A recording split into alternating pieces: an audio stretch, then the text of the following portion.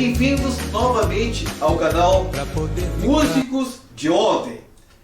Hoje o palco do momento é aqui em São Paulo, na residência desse jovem rapaz que está aqui comigo, 86 anos de idade, uma maravilha de pessoa que eu não conhecia pessoalmente, tive o prazer de conhecer hoje. Estamos aqui falando com o Olmir Stocker. Olmir Stocker. Esse cara é um músico sensacional, tem vários trabalhos, viajou pelo mundo inteiro com pessoas, com músicos fantásticos. Estivemos conversando assim há mais de 2 horas aqui, contando as nossas histórias. Ele é de Porto Alegre. Eu nasci num circo em Itaquari, exatamente. Nasceu num circo em Itaquari. Mas eu vou deixar para ele contar essa história, eu simplesmente vou fazer as perguntas para não ficar tão extenso o nosso papo aqui. Olmir, quem é que te incentivou na música? Eu posso te dizer que ninguém me incentivou. É uma coisa... Eu sou do dia do Stravinsky. Eu nasci 17 de junho. É alguma coisa, astrologicamente, deve ter uma influência. Porque todos os meus parentes, meus irmãos, meus tios, meus coisas, eram tudo artistas de circo ou então de teatro, né? O meu avô, que veio da Alemanha, o meu avô da família Hofacker, que da parte da minha mãe, ele era um palhaço de circo, ele era um clown, que eles chamam. Ele montou o primeiro circo que fez aqui no Brasil, que falava tudo em alemão, né? E aí ele botou, aí o meu pai também era do Rio Grande do Sul, também de família alemã, Stocker, que acabou casando com o artista de circo, a minha mãe, e aí eles fizeram um circo, a minha mãe trabalhava, a minha mãe era aramista, equilibrista, trapezista, tudo que é ista. E o meu pai, que não era nada de circo, ele acabou sendo um clown, não, Tony, porque no circo tem o clown, que é o palhaço, e o segundo, que faz as entrevistas, que é o Tony, se chama. Então, meu pai ficou sendo esse que ele não era, mas depois ele começou a fazer um número, quebrar pedra no corpo, fazer uns números que se adaptava a alguma coisa do circo. Então, a minha mãe chegou a fazer nos cirquinhos de interior, né?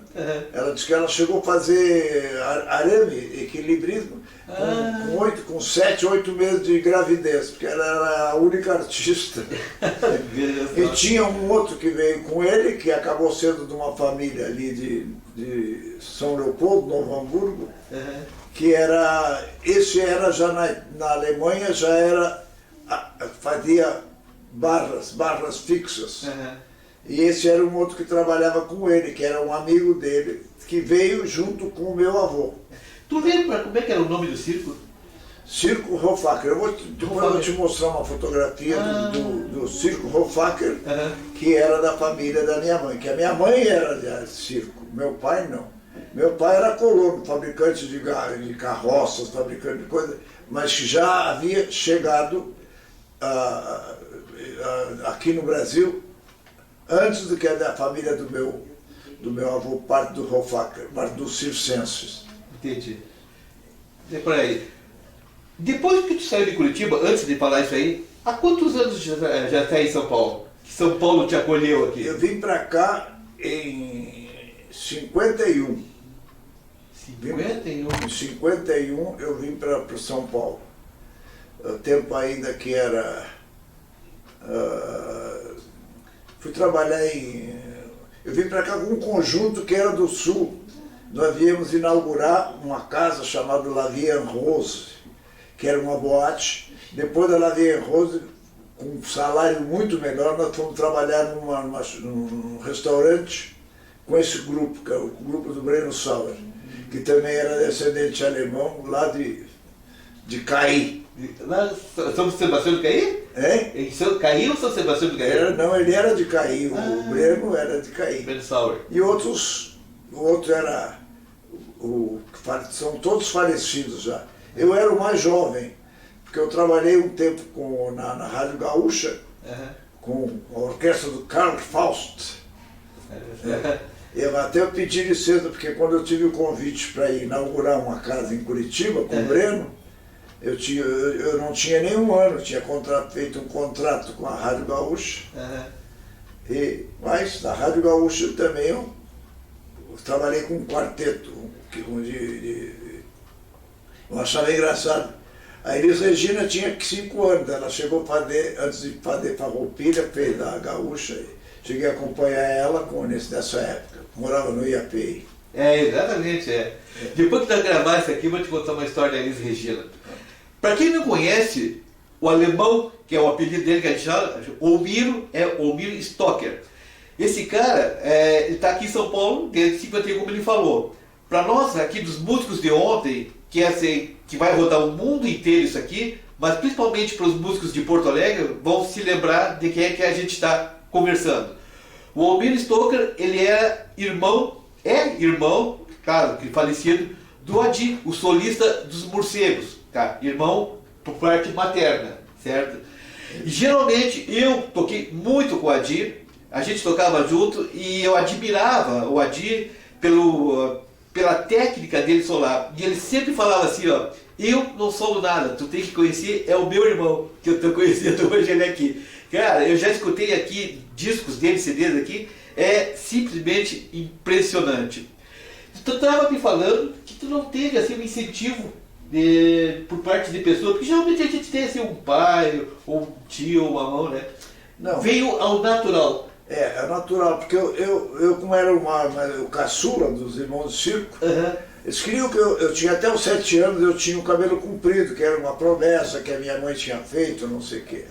E negócio de que eles queriam, a única coisa que eu tinha, que eles queriam que eu fizesse, era força de cabelo, que era pendurado pelos cabelos. Mas eu fui fazer uma coisa, quando me pendurado, eu gritei porque me doía o pescoço. E eu não queria nada com aquilo. Que coisa. Eu gostava de música, eu me lembro que eu estava no Uruguai, quando o circo estava, o circo do meu pai, já é da outra família.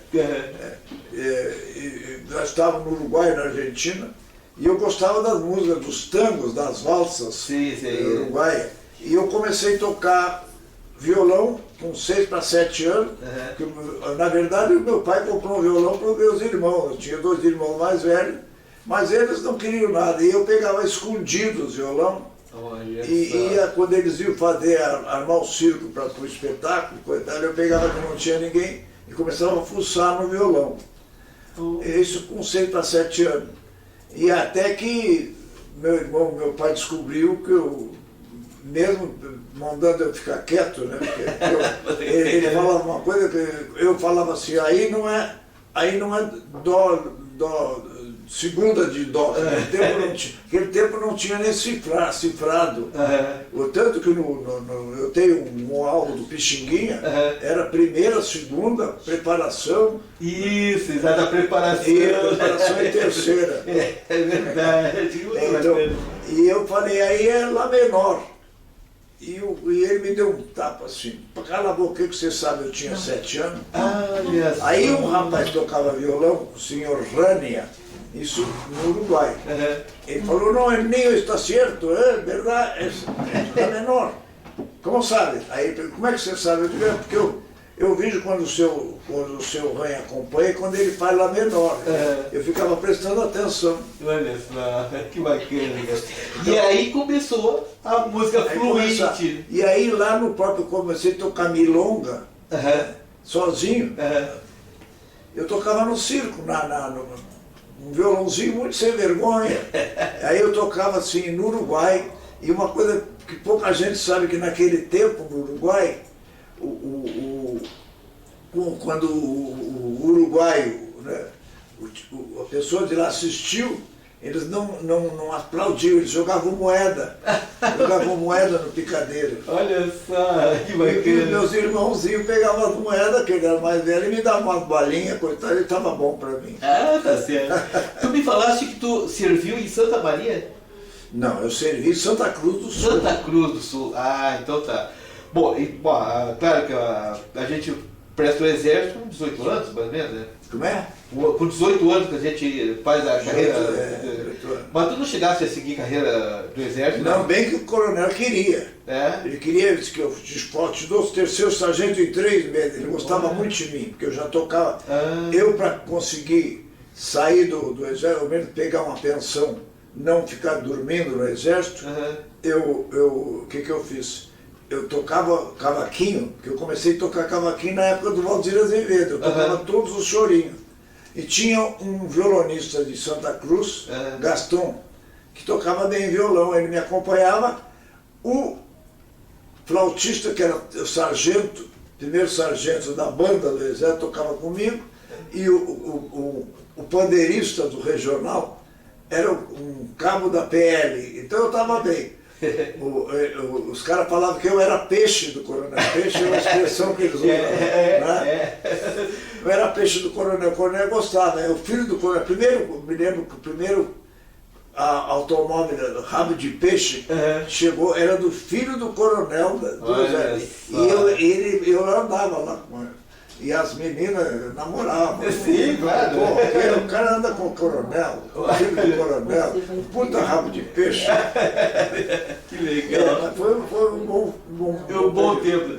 Deixa eu te perguntar, depois de sair do quartel, antes de sair do quartel, tu estava em Taquari, claro, nasceu em Taquari do Ciro. Não, mas Taquari eu só nasci. Só nasceu, né? Depois o veio para Porto Alegre. Saiu, foi para Porto Alegre. Em Porto Alegre? Não, eu fui para Pelotas. Pelotas? Pelotas, eu era torcedor do Brasil de Pelotas. Mas nessa época, tu montou algum conjunto? Chegou a tocar em algum conjunto? Não.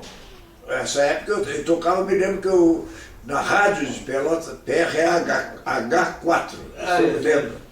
Eu era convidado pelo pianista para fazer um quadro. Olha a noite, a canção do jornaleiro, eu era um pobre jornaleiro que se encontra. Eu fazia, já tinha aquele dom de teatro, mais de teatro, e ele fazia, eu tocava e eu trabalhava de engraxate, numa engraxataria em Pelotas.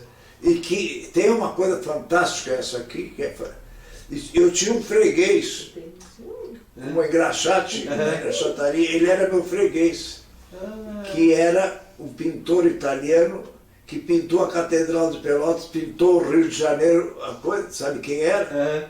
Esse cara, ele tinha inclusive uma mulher, uma italiana muito bonita, ela usava um vestidinho que aparecia a silhueta da calcinha, os caras ficavam loucos lá. Eu conheci o cara mais rico do Brasil daquele tempo, que era um pelotense, era um português, que vendia, trabalhava com feijão, arroz, com tudo que ele vendia para o Brasil inteiro. Olha. Então, esse pintor, ele era preferido, porque eu aprendi que tinha um pintor que era um corintiano, engraçado, um velhinho, que chegou em Pelotas e sabia engraxar o sapato, e ele engraxava com botava água. Isso era uma novidade lá. Olha, e eu aprendi com ele e comecei a usar, e os caras e realmente ficava mais bonito, ficava mais brilhante o sapato. Você sabe que talvez tenha uma pessoa que eu fiz um bate-papo com ele aqui, eu espero que tu veja esse vídeo, é um cara chamado Paulo Velasco. Ele é de Pelotas, ele tinha um conjunto chamado Os Velascos, em Pelotas, e o irmão dele é o Darcy Velasco, que é o atual tecladista do Renato e seus Blue Caps. É de Pelotas. Paulo, se tu for ver esse vídeo, com certeza vai ver. Quem sabe tu não lembra do Olmir Stocker, que teve aí em Pelotas também. Tem que estar muito com a idade. Eu estou com 86, tem que estar aquele tempo. Olha só, cara, com 86 anos, com essa lucidez aqui, é muito legal. Mas eu viajei muito, né? Eu viajei com muitos cantores. Na verdade, eu conheço 4 continentes. Já fui 3 vezes para o Japão, fui para a África 3 vezes, conheço os Estados Unidos do Sul, Norte. A América do Sul eu conheci inteira, mas tudo tocando com cantores. Cantores de boleiro eu conheço todos. É uma vida musical. O repertório internacional é comigo. mesmo. E depois que tu saiu de Pelotas, veio para Porto Alegre. Veio para Porto Alegre morar com uma tia minha, da família Hofacker. Eram todas de Porto Alegre. E os de em Pelotas eu já aprendi. Eu conheci, antes de me mudar para Porto Alegre, fui representar Pelotas jogando ping-pong. Eu já aprendi a jogar ping-pong. Tinha um clube em Pelotas chamado Garage, não sei o quê, e eu ficava, quando não tinha espetáculo no circo, eu ficava olhando na janela e o cara entra aqui. Só tinha um rapaz que tocava e eu aprendi a jogar ping-pong lá com ele, que não era nada de sócio, nada. Olha só, meu pai tinha orgulho que eu tocava. Tu me falaste que tu tocou com o Breno Sauer. Tu começou tocando com o Breno Sauer em Porto Alegre?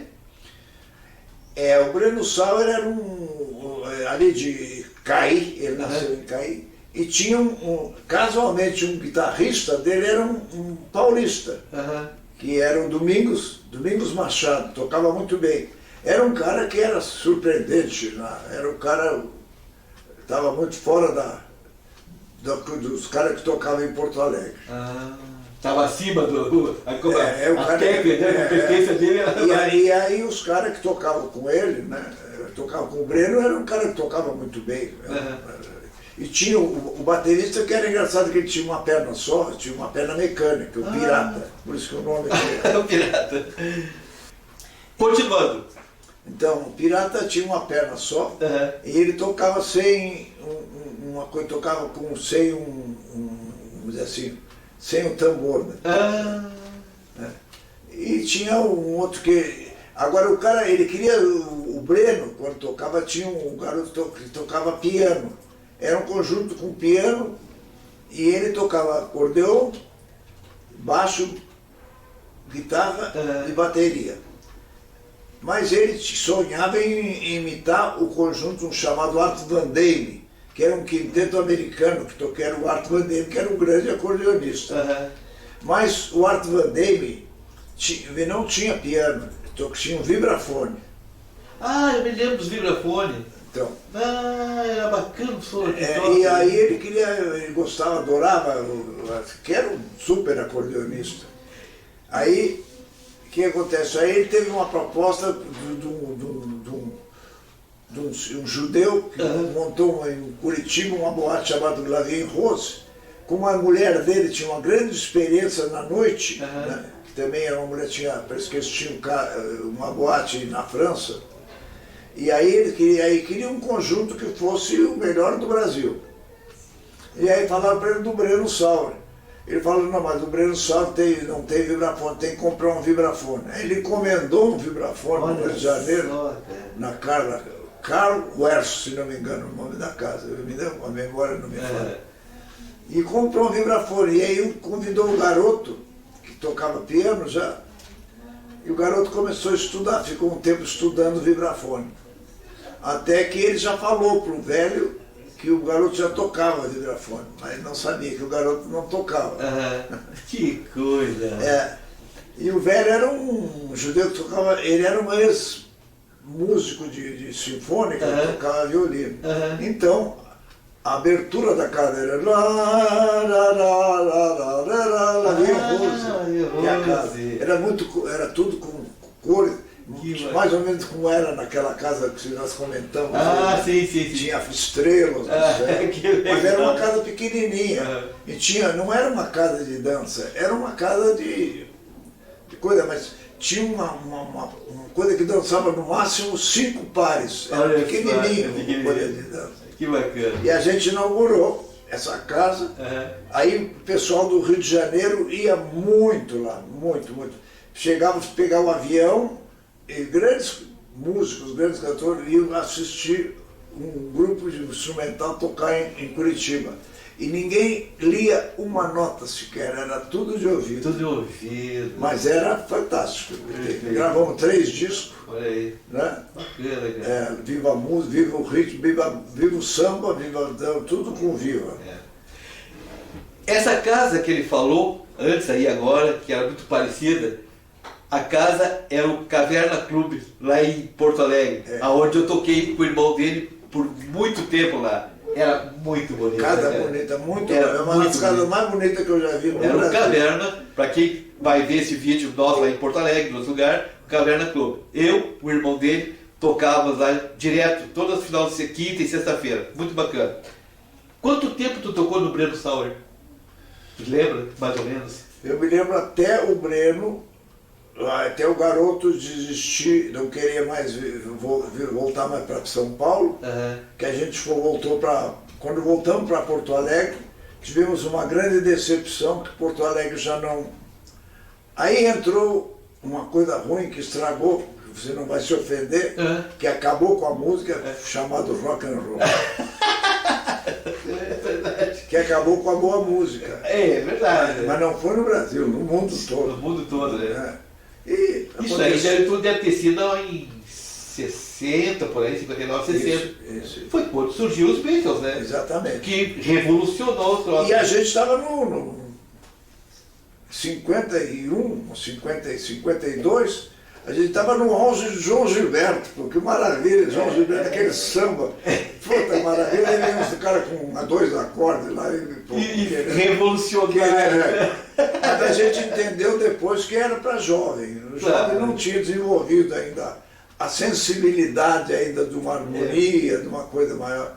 E tem a turma do jazz, que era a gente gostava de jazz, essa outra coisa. E depois, aí, depois que entrou o rock, começou a estar tropical, aí foi aquilo que aconteceu, né? Aí tomou conta a televisão, né? Tomou conta, eu trabalhei. Eu não podia deixar de ser que eu precisava subsistir. Claro. Fui trabalhar também, trabalhei com a Vanderleia muito tempo na Jovem Guarda. É isso, é verdade, me comentaram isso aí. Tu saiu de Curitiba e veio para São Paulo. Para São Paulo. Aí tu já não veio mais com o Breno Sauer. Não, ainda era com o Breno. Tocamos, inauguramos uma outra casa que esse judeu, que era o Paulo Brodman, que ele inaugurou, comprou uma casa, e depois ele viu que com o tempo, com a questão do Roberto Carlos lá com o Calhambeck, né, o Roberto Carlos era brega, agora Agora tá aí o cara, né? É o rei hoje. Agora é rei. É rei, claro. Dá para escrever um livro de brega a rei. De brega a rei. Olha, uma boa ideia, hein? Uma boa ideia. Deixa eu te perguntar uma coisa. Aí tá, tu veio para São Paulo.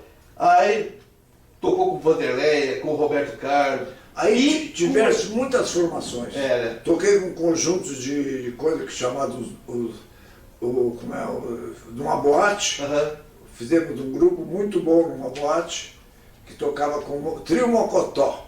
Era um trio que tocava coisa só meio jovem, coisa e tal, mas era uma mistura de coisa. Mas tu não chegou a pegar aquela época, então? Claro, a época tu pegou. Mas eu acho que aqui em São Paulo não era assim. Lá em Porto Alegre era muito. De ter aqueles bailes que tinham várias bandas no mesmo dia.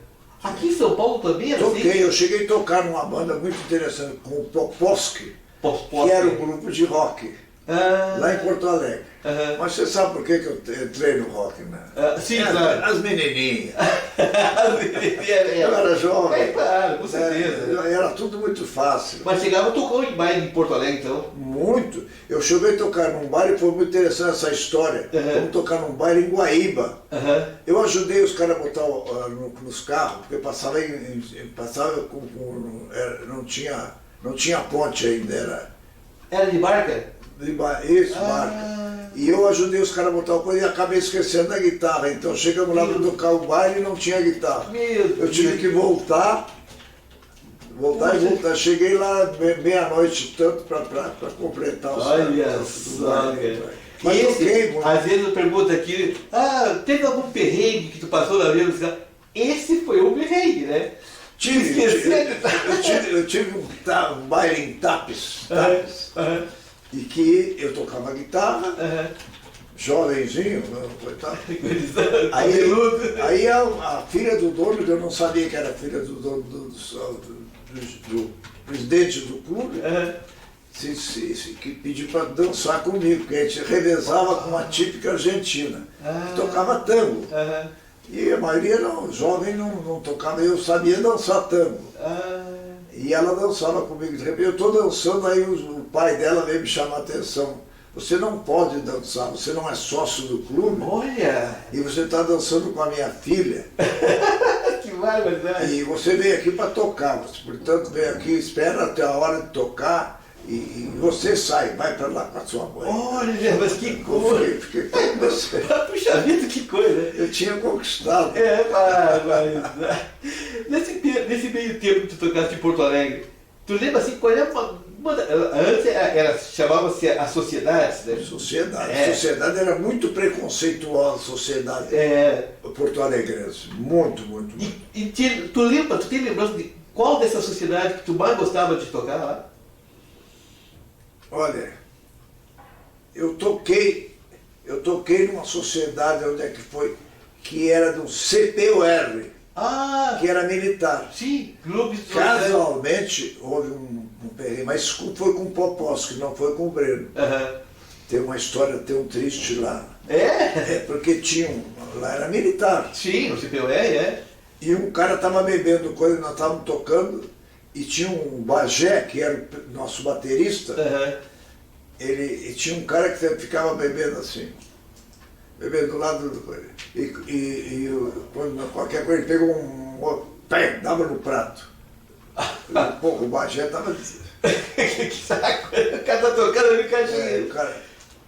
Aí o Bagé ficou tão desorientado que chegou uma hora, ele, numa pausa, ele baixou, pegou, tirou o coisa do bom, tirou o pedal do bom e deu uma porrada na cabeça. E o cara era tenente do exército. A gente teve que sair fugido. Meu Deus! Senão os caras eram tudo militar. Agora abriu, e o cara andou perseguindo esse Bagé faz tempo. Esse cara já era capitão já. E ficou com uma cicatriz na cabeça. Olha! O cara me encheu o saco, aí Não, acontece cada coisa nessa vida de música, Opa! nossa, pelo amor de Deus. Nem fala. É.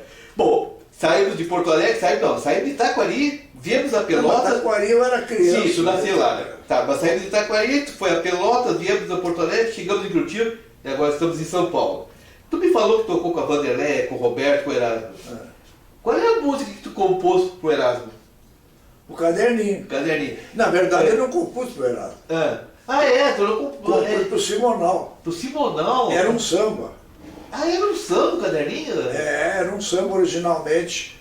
Aí eu estava mostrando pro Simonal e o Erasmo passou. Não, na Vanderleia passou, assim, pô, por que não dá o Erasmo vai gravar um disco agora, por que você não dá essa música para ele tocar? E eu, como tocava com a Vanderleia, ela era minha amiga, muito mais que o Simonal, que não deixava de ser meu amigo também. Sim. Mas eu fiz a música, originalmente era pro Simonal.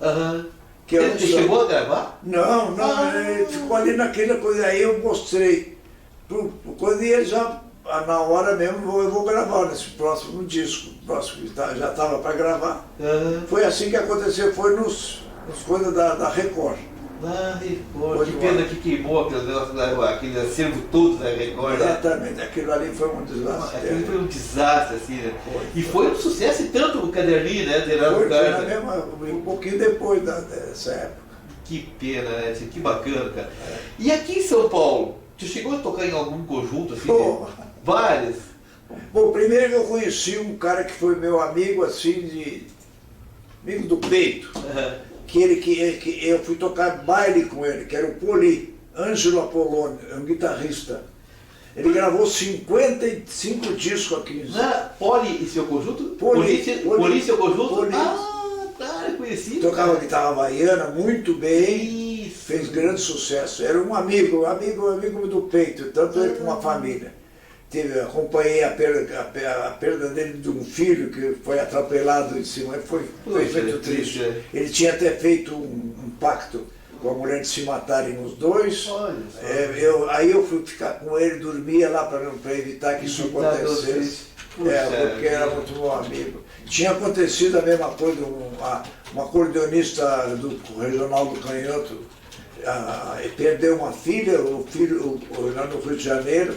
Ele veio ficar acontecendo quase a mesma coisa, né? Orlando Silveira, que tocava, era um acordeonista que tocava no Regional do Canhoto, tinha perdido uma filha também. Eu me lembro que essas tragédias aconteceram. E eu por aí, eu fiquei com ele, foi um grande amigo mesmo. E toquei muito baile, viajei aqui nesse interior, de quando ele tocava com o Polícia e o Conjunto. Eu me lembro que tem uma história na Bahia, né? Guitarra, o cara, Polícia, a guitarra havaiana. E tinha um baiano que estava junto com a gente no camarim, dizendo, quem diria?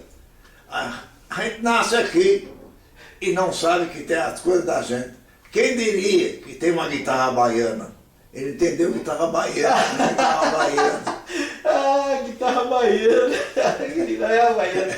Mas não, essa história é muito legal, cara. Não, tem muita história.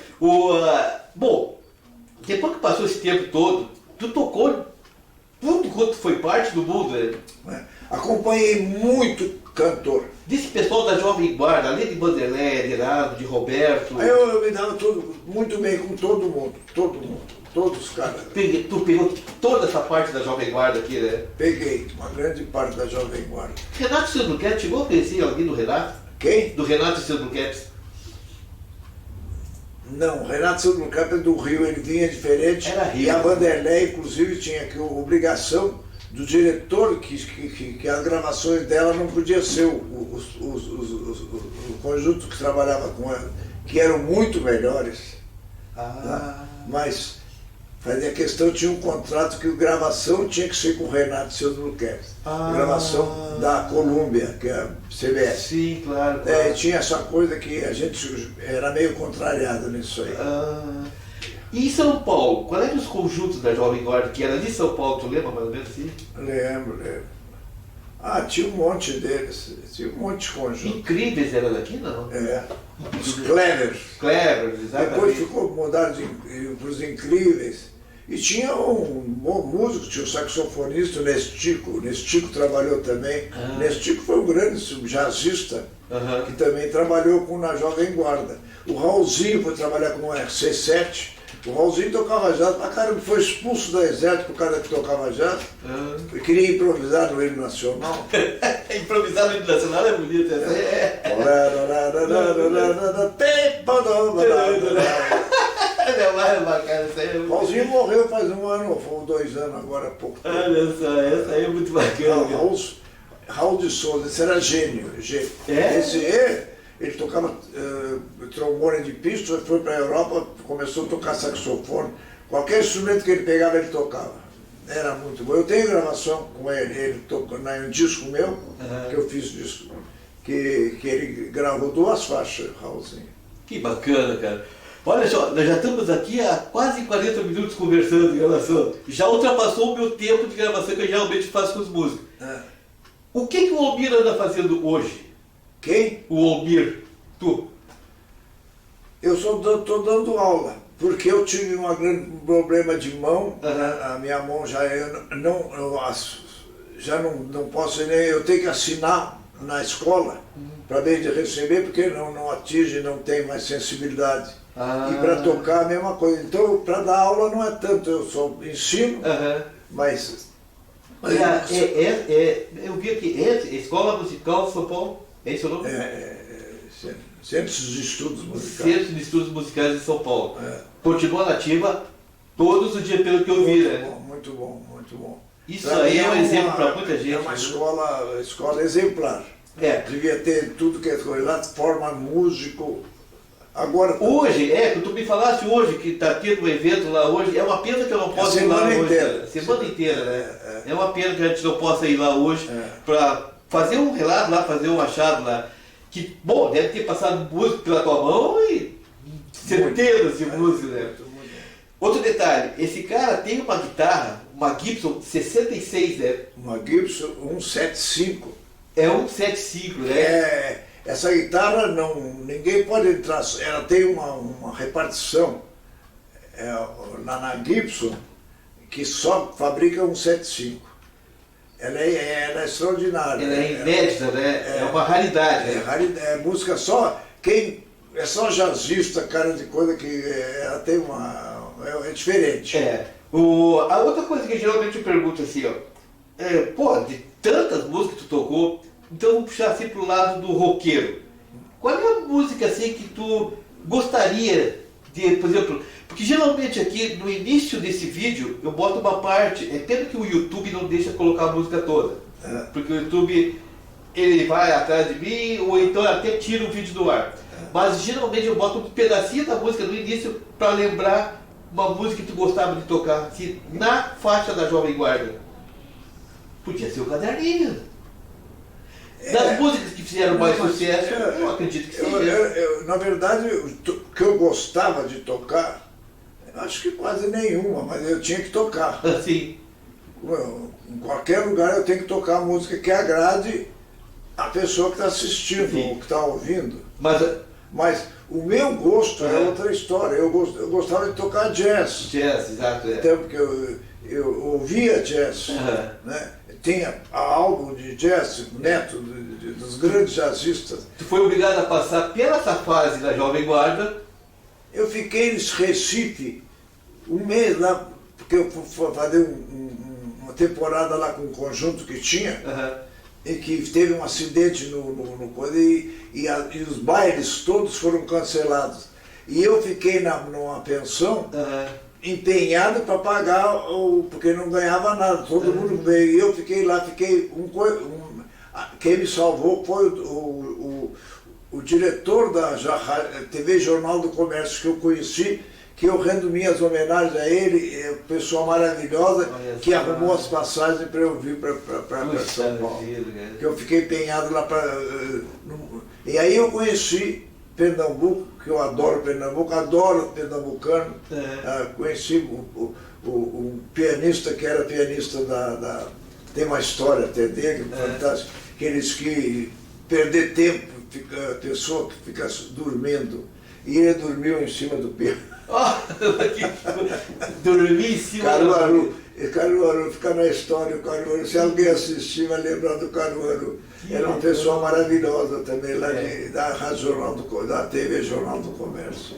Mas o Biro me mostrou a guitarra que tem essa Gibson, que é uma raridade, e tu quer vender ela, né? Se ela achar, na verdade, eu não quero vender, eu estou precisando vender ela. Né? E é uma raridade. Eu vou, depois do final desse nosso bate-papo aqui, eu vou tirar uma foto dela e vou botar aqui para ver. Com certeza alguém vai se interessar. Mas aí vai ter ela está inteirinha.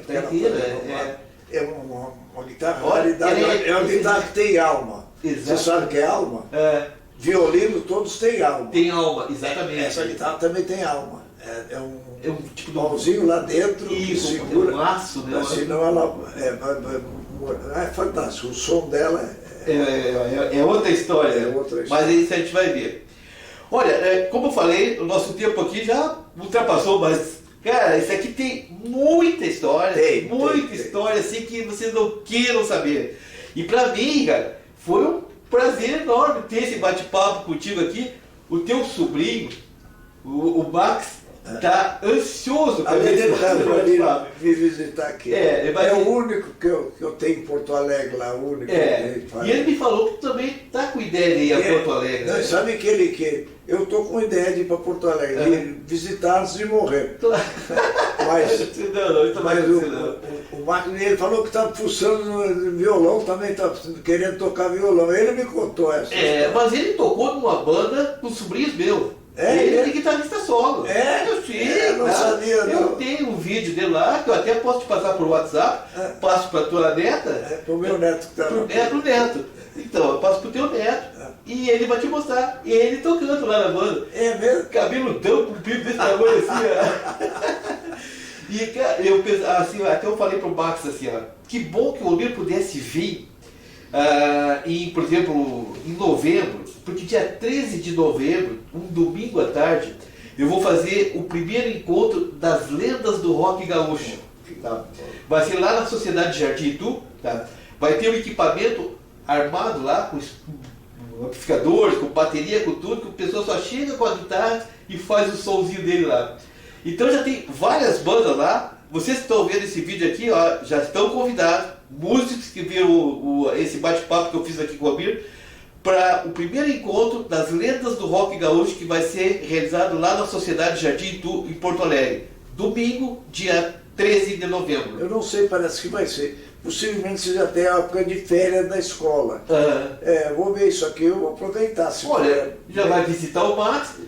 Cara, se tu aparecer lá, tu vai ver vários músicos da época, né, que com certeza tu vai lembrar. Eu quero me lembrar de muita gente. Olha, é muito bacana. Aproveitar, tia. Isso aí é uma coisa inédita. Esse evento que estou fazendo é inédito. São músicos que tocaram na década de 60, de 70 e até 80.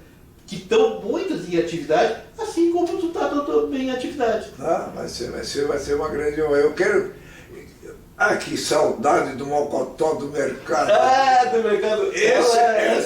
Esse não tem coisa que eu esqueça. Tá nos meus paladares aí dentro. Eu ia naquele mercado, eu pedia aquele mocotó que eu gostava. Que era muito bom e continua tendo até hoje, né? Tem. Eu acho que tu chegou a pegar lá o cachorro quente do Bigode, lá na Galeria do Rosário. Não sei, pode ser que tenha pego lá. E tinha um negócio que fazia também, vendia coxinha inteira, numa padaria que descia ali da... ali eu também comia aquela coxinha com os pais. Eu acho que deve ser a padaria Copacabana, se não me engano. E existe ainda. Pode ser. Não sei se ela faz a coxinha ainda. A única coisa que fica na memória é o paladar, né? É o paladar, exatamente. Mas, meu gente, olha, pra mim, aqui agora, a gente vai encerrar. Depois sou colorado, eu sei que você é colorado, mas eu não sou... Eu sei que tu é colorado no Rio Grande do Sul e eu vi aqui do Palmeiras, aqui do lado. Aqui, olha o Palmeiras. Você é louco pelo Palmeiras, faz festa aqui. Olha só. O Palmeiras é o líder, né? né? Então o Internacional tem vice-líder. Vice-líder, exatamente. Então estamos bem, vermelho e verde. Olha isso. Meu time está lá na segunda divisão, que eu vou te contar, rapaz. E o teu time está subindo também. Está subindo. Agora foi o Renato Portaluppi lá de novo, para trazer ele para a primeira divisão. Eu espero isso aí. Bom, para o canal Músicos de Ontem, era o que eu tinha por hoje. Eu espero que o pessoal goste. Se inscreva no canal, deixe o seu like, deixe o seu comentário a respeito desse músico de ontem aqui, ó, que com certeza, por enquanto, dos quase 50 músicos que eu já entrevistei, que a gente já bateu o papo, esse aqui, ó, igual esse aqui, ainda não teve. De viajar o mundo inteiro, como esse cara viajou, acompanhando tudo quanto o pessoal da Jovem Guarda, da Velha Guarda, um músico assim, ó, excepcional, é fora de série. E outra coisa, eu tive tanto em hospital, sabe que eu tive câncer? Sim, claro, que eu aprendi um vocabulário hospitalar. E eu vou manifestar para você, eu tive uma hemorragia de satisfação de que legal! Muito obrigado! De fazer essa entrevista com você aqui. Muito obrigado! Então tá legal. Pro canal Músicos de Ontem, era isso aí. Até o próximo Músico de Ontem.